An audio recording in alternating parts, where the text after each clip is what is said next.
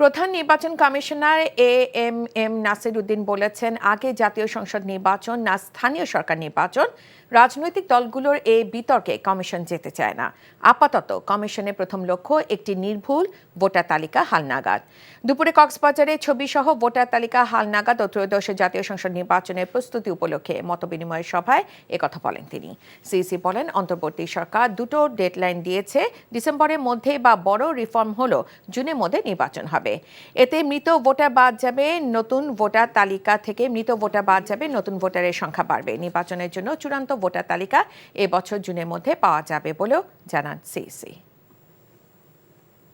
এই যে শুধু লক্ষ্য আমরা বের করলাম, এগুলো স্ট্রাইকও করতে হবে না আমার, এগুলো যেগুলো বাদ পড়ে গেছিল প্রায় 51 লক্ষের অধিক ভোটার তো আমরা পেয়েছি। তো এই কাজটা আমাদের সম্পন্ন করতে আমরা প্ল্যান করেছি, আগামী জুন মাস নাগাদ আমরা এই শেষ ভোটার তালিকাটা হালনাগাদ করতে পারবো। আর স্থানীয় না, জাতীয়, late the politicians debate on that.